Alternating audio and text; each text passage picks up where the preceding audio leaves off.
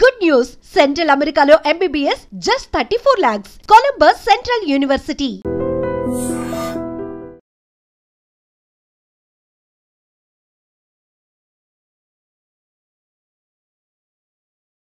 జీడిమెట్లలో అంజలి murder జరిగిన తీరు ఇప్పుడు అందరినీ కూడా కలిచివేస్తోంది. ఒక రకంగా వాళ్ళ చిన్న పాప ఏడుస్తున్నటువంటి తీరును చూసిన తర్వాత నిజంగా ఇంత దారుణంగా మనుషులు ఎట్లా తయారవుతున్నారు, కన్న తల్లుల్నే కూతుర్లు ఎట్లా చంపగలుగుతున్నారు, ఈ సంఘటనలో అసలు ఏం జరుగుంటుంది, ఇంత కసి పెంచుకోవడానికి రీజన్ ఏంది, పెద్ద కూతురు ఎందుకు ఇట్లా తల్లినే చంపేసింది అని అంటే ఒకటి ప్రేమ వ్యవహారం ఒకటి అన్నటువంటి మాట చెప్తున్నారు. ఇంకోటి ఏంటంటే ఇప్పుడు అంజలి ఎవరైతే ఉన్నారో, అంజలి ఎవరైతే చనిపోయారో ఆమెకి ఇప్పుడు 2 పెళ్ళిళ్ళు అనమాట. ఫస్ట్ మ్యారేజ్ జరిగినప్పుడు ఆమెకు మొదటి సంతానం ఎవరు అనంటే ఇప్పుడు ఈ పెద్ద కూతురు చంపినటువంటి పెద్ద కూతురు. తర్వాత నెక్స్ట్ మ్యారేజ్ అయిన తర్వాత ఇప్పుడు చిన్న కూతురు ఎవరైతే రోధిస్తుందో వాళ్ళ అమ్మ మృతదేహం దగ్గర ఆమె సెకండ్ భర్తకు కలిగినటువంటి కూతురు అనమాట. సో ఎప్పుడు కూడా ఈ అక్క చెల్లెల మధ్య సఖ్యత ఉండేది కాదు అనేది ఒకటి. అండ్ ఇప్పుడు ఈ పెద్ద కూతురు ఎవరైతే ఈ తల్లిని చంపిందో ఆమెకి ఎప్పుడూ ఆ తల్లి మీద పెద్ద రెస్పెక్ట్ ఉండేది కాదు. అట్లాగే ఆమె మీద చాలా కోపంగా ఉండేది. ఎందుకంటే ఆమె ఎక్కడో మనసులో పెట్టేసుకుందట, చాలా టైమ్స్ అనేదంట, ఆ చెల్లితోనే చెప్పేదంట, అమ్మ అంతు చూస్తాను నేను, ఎందుకంటే నా తండ్రిని పొట్టన పెట్టుకుంది కాబట్టి ఆమె తల్లే కాదు, ఆమె అసలు నన్ను ఎవరు అడగడానికి, నేనేం చేస్తే అసలు ఆమెకెందు అనే ధోరణిలో మాట్లాడేదట. అంటే చిన్న పాప చాలా విషయాలు ఆమె మాట్లాడుతుంది. ఇందులో భాగంగానే ఇప్పుడు ఈ మర్డర్కి ప్లాన్ చేసినటువంటి ఈ పెద్ద కూతురు ఎవరైతే ఉన్నారో ఫస్ట్ భర్తకు కలిగినటువంటి సంతానం అన్నమాట. మరి ఆమెకు పరిచయం అయింది ఇన్స్టాగ్రామ్లో. ఆ వ్యక్తి ఎవరైతే శివ అనే వ్యక్తి ఎవరైతే ఉన్నాడో ఆయన 8 నెలల క్రితం పరిచయమైనటువంటి వ్యక్తి. దాని తర్వాత ఈమె పెద్ద కూతురు మొన్న 19వ తారీఖున 3-4 రోజుల పాటు ఈ శివతో పాటు వెళ్ళిపోయింది అనే మాట చెప్తున్నారు. పోలీసులు కూడా నిర్ధారించారు. ఎందుకంటే ఎప్పుడైతే ఈ శివతోని ప్రేమ అంటూ ఈమె మాట్లాడడం స్టార్ట్ చేసిందో తల్లికి కూడా ఈ విషయం తెలుసు, మందలించింది. మందలించడంతో అది నచ్చకనే శివతో పాటు మొన్న 19వ తారీఖున ఆమె వెళ్ళిపోయింది ఆ పిల్ల.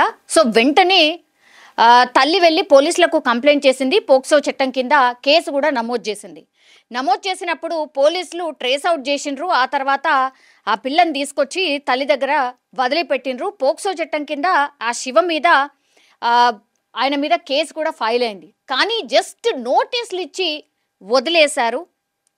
అందుకే ఈ మర్డర్ జరిగింది. పోక్సో చట్టం కింద నోటీసులు ఇవ్వడం కాదు, అసలు అరెస్ట్ చేయాలి కదా, అరెస్ట్ చేయకుండా ఎట్లా వదిలేసిండ్రు, ఆయనను అరెస్ట్ చేయకుండా వదిలేసిండ్రు కాబట్టే ఈ శివ పూర్తిగా ప్లాన్ చేసి అడ్డు ఉంది వాళ్ళ తల్లే కాబట్టి తల్లిని అడ్డు తొలగించేస్తే ఇంకా ఆ పిల్ల నాతో పాటు ఉండిపోతుంది అనుకున్నాడు కాబట్టే ఇదంతా కూడా జరిగింది. సో శివని ఆ రోజే మీరు అరెస్ట్ చేసి ఉంటే ఇంత దారుణం జరిగేది కాదు, ఇట్లా మా అక్క చనిపోయేది కాదు అంటూ ఇప్పుడు ఈ మృతురాలి అక్క చెల్లెలు ఎవరైతే ఉన్నారో వాళ్ళు మాట్లాడుతున్నటువంటి పరిస్థితి. అట్లాగే ఆ చిన్న పాప కూడా రోదన అదే.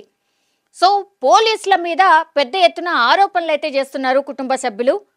మీకు అంతా తెలుసు, ఇప్పుడు ఈ వీళ్ళ ఫ్యామిలీకి ఇబ్బంది ఎవరితోనూ ఉంది అని అంటే ఆ శివ అనే అబ్బాయితోనే ఉంది.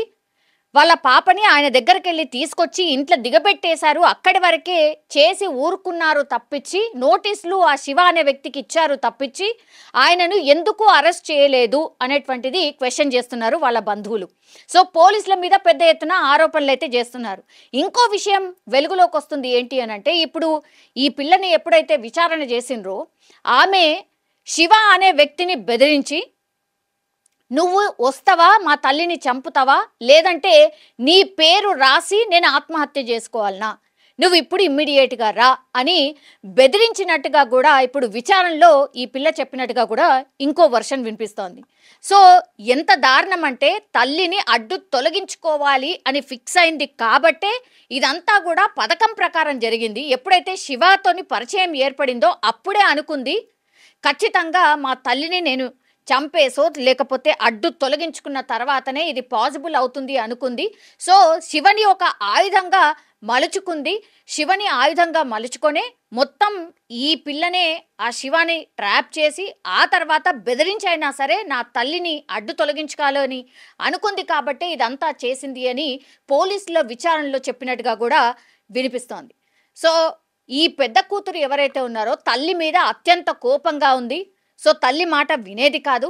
10వ తరగతి నువ్వు చదువుతున్నావమ్మా, నువ్వు చదువుకోవాలి కదా, నువ్వు చదువు మీద కాన్సన్ట్రేషన్ చెయ్యు, ఇవన్నీ ఏంటి అని మందలించినందుకు ఇంకా కోపం పెంచుకొని తల్లిని ఎట్లా అయినా చంపాలి అనుకుంది. కాబట్టే 3 రోజుల క్రితం శివతో పాటు ఉండి వెళ్ళి వచ్చిన తర్వాత ఇంకా ఫిక్స్ అయిపోయిందనమాట. ఇంకా లాభం లేదు, ఎట్లాగూ ఈ అంజలిని తన తల్లిని అడ్డు తొలగించుకోవాలనుకుంది. అందులో భాగంగానే శివని ఒక ఆయుధంగా మలుచుకుంది.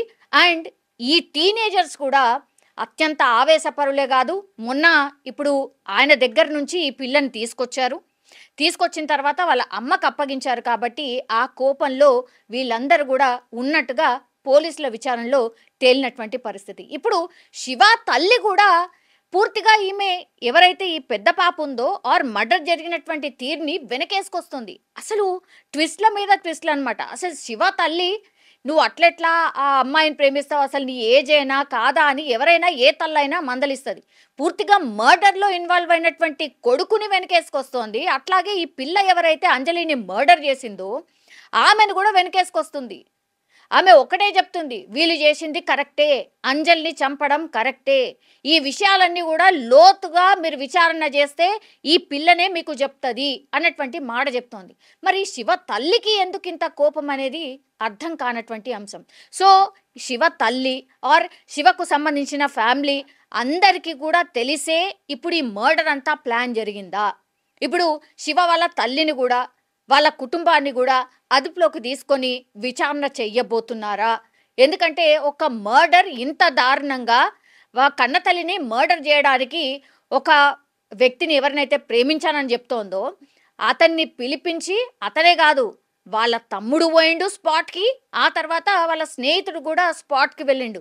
ముగ్గురు కలిసి ఆల్మోస్ట్ ఈ పిల్ల కూడా కలిసి ఆమెను అత్యంత దారుణంగా సుత్తతోని కొట్టడం కావచ్చు, చున్నీతోని బిగించడం కావచ్చు, చనిపోయింది అని అనుకున్నా లేదు ఇంకా కదులుతోంది, మళ్ళీ ఇంకోసారి రా అని చెప్పి మళ్ళీ పిలిపించి మళ్ళీ ఆ తల్లిని చంపేసి ఏదైతే చున్నీతోని బిగించి వాళ్ళ తల్లిని చంపిందో ఆ చున్నీనే తన నడుముకి కట్టుకొని ఈ పిల్ల ఎవరైతే ఈ మర్డర్ అంతా చేసిండ్రో, ఈ ప్లాన్ చేసిండ్రో ఆ పిల్ల పోలీస్ స్టేషన్లో ఇప్పటికీ కూడా తల్లిని ఏదైతే ఉరి తీసినటువంటి చున్నీ ఉంటుందో ఆ చున్నీని నడుము కట్టుకొని ఇప్పుడు ఇంకా కూడా పోలీస్ స్టేషన్ దగ్గర ఉన్నటువంటి పరిస్థితి.